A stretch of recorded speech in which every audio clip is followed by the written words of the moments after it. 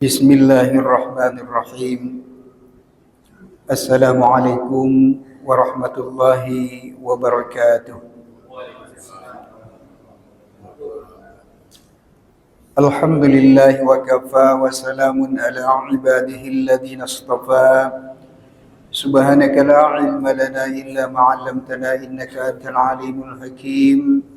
Wa la hawla wa la quwwata illa billahil aliyyil 'azim. Allahumma arhamna bil Qur'an waj'alna min ahli al-Qur'an. Saudara-saudaraku jamaah salat zuhur yang semoga sentiasa dimuliakan Allah Subhanahu wa taala. Insyaallah kita akan lanjutkan kajian zuhur kita setiap hari Khamis mengenai daripada sirah nabawiyah. Saudara-saudaraku sekalian, bahwa sesungguhnya sahabat Anas bin Malik radhiyallahu anhu mengatakan bahwa tubuh badan Nabi Shallallahu Alaihi Wasallam itu orangnya tidak terlalu tinggi dan juga tidak terlalu pendek. Artinya tubuh badan Nabi itu tentang tingginya adalah sedang, tidak tinggi sangat dan juga tidak pendek. Kemudian warna kulitnya tidak terlalu putih dan juga tidak sawo matang. Artinya putih bersinar, tidak silau. Jadi orang melihat wajah Nabi itu, melihat kulit Nabi itu tidak pernah bosan. Bersinar wajahnya. Bahkan dikatakan ketika Nabi Shallallahu Alaihi Wasallam masuk ke rumah dalam waktu malam, maka Aisyah kaget melihat wajahnya bersinar. Wahai Rasulullah, alangkah terangnya sinar daripada wajahmu.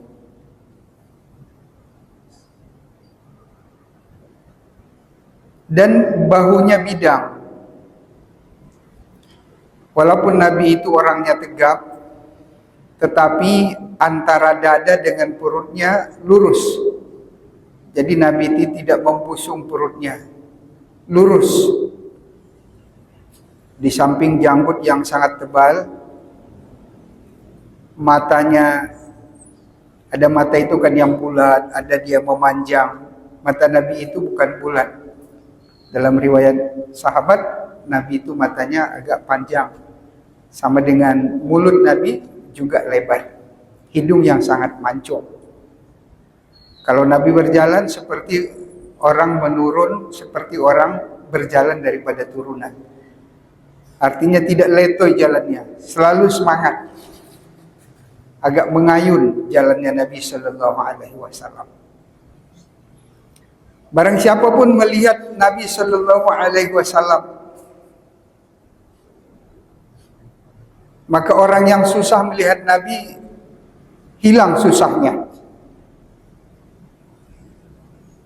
Di samping memang tubuh badan Nabi itu sangat indah Allah bagi, memang banyak yang Allah bagi dalam tubuh badan Nabi yang tidak ada pada orang lain. Nabi itu badannya itu berbau harum, kendati pun Nabi tidak memakai minyak harum. Seandainya Nabi pun tidak mandi, maka Nabi itu tetap harum.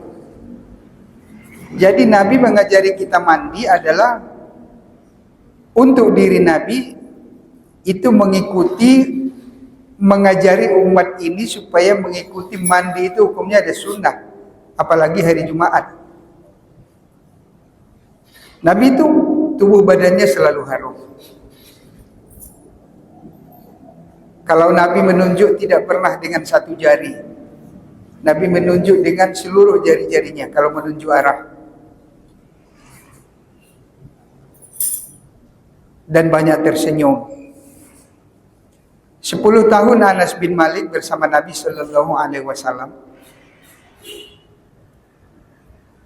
Tidak pernah memarahi Anas selama 10 tahun itu. Kata Anas, walaupun saya kadang-kadang pernah Nabi suruh dalam satu urusan, Lalu karena saya masih anak-anak, saya lihat anak orang lain bermain, saya pun ikut bermain juga. Kemudian Nabi datang menyusul saya, maka baru saya sadar kalau Nabi menyuruh saya satu pekerjaan. Saya pikir saya akan dimarahi oleh Nabi, tapi tahu-tahu Nabi hanya tersenyum saja.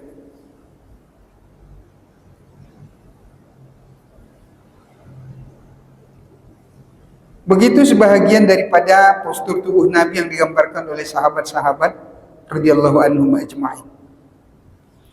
Minggu lepas sudah kita bahas bahwa Nabi sallallahu alaihi wasallam sepakat semua ulama bahwa tidak boleh menggambar, melukis atau memahat wajah Nabi sallallahu alaihi wasallam. Membuat patung, gambar apapun. Kenapa? Karena gambar dengan aslinya itu berbeda. Banyak kekurangannya dalam gambar itu. Jadi ulama kata, kalaulah Nabi itu digambar hukumnya haram, sama dengan hadis maudhu. Artinya membuat hadis maudhu itu artinya hadis palsu. Jadi kalau hadis palsu itu hukumnya palsu, ya haram, tidak boleh dibuat. Jadi saudara-saudara, sesungguhnya keberkahan, seluruh kebaikan Allah letak pada diri Nabi sallallahu alaihi wasallam.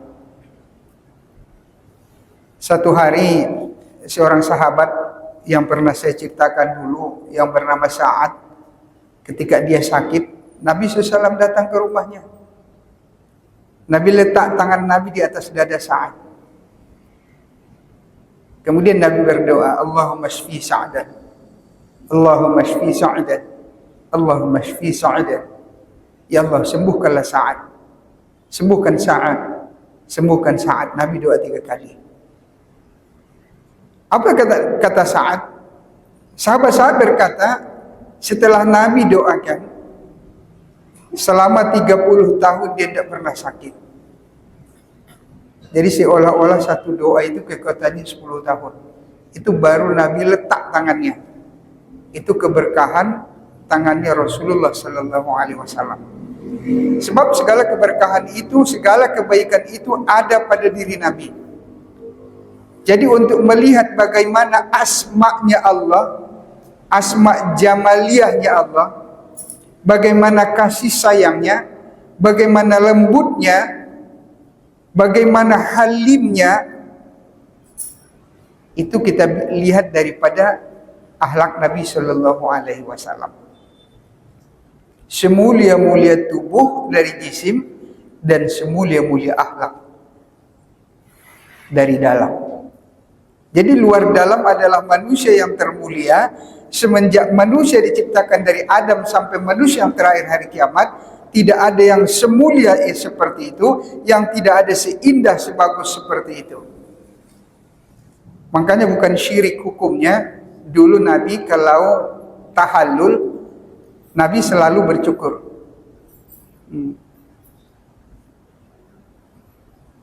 Jadi bercukur pun tidak apa-apa, tapi Nabi selalu bercukur. Dan setelah bercukur itu rambut Nabi dikumpul. Setelah dikumpul itu rambut Nabi dibagi-bagikan sama sahabat. Ada yang dapat 2, ada yang dapat 1, ada yang dapat 3. Jadi itu sejarah-sejarah museum. Peninggalan harta Nabi, peninggalan tubuh badan Nabi, itu betul. Seperti di Temporo, dalam galeri Joko Tingkir, di sana itu ada museum daripada peninggalan Nabi sallallahu alaihi wasallam, termasuk bekas darah bekamnya, rambutnya. Yang rambut itu boleh hidup, memanjang ya. Jadi jangan heran kalau rambut Nabi itu boleh bertambah panjang juga. Di tempat kita di Indonesia ada. Tapi yang paling banyak benda-benda Nabi itu disimpan di Turki, di Museum Topkapi. Jadi kalau di sana sangat lengkap sekali. Jadi bagi-bagi sama Nabi, bukan hukumnya syirik. Abdullah bin Zubair, ketika Nabi SAW baru selesai dibekam, maka Nabi SAW menyuruh Abdullah bin Zubair untuk membuang darah bekamnya. Kemudian Abdullah bin Zubair pergi, agak jauh dikit dari Nabi, lalu dia minum darah Nabi Sallallahu Alaihi Wasallam. Nabi tanya, sudah kau buangkah darah bekam saya? Sudah ya Rasulullah. Nabi tanya lagi, di mana kau buang? Saya telah simpan ya Rasulullah. Di mana? Aku telah simpan dalam perutku ya Rasulullah. Kenapa engkau minum? Karena aku tahu, aku yakin, sungguhnya dalam tubuh badan siapapun yang ada bahagian daripada badanmu tidak akan dimakan api neraka.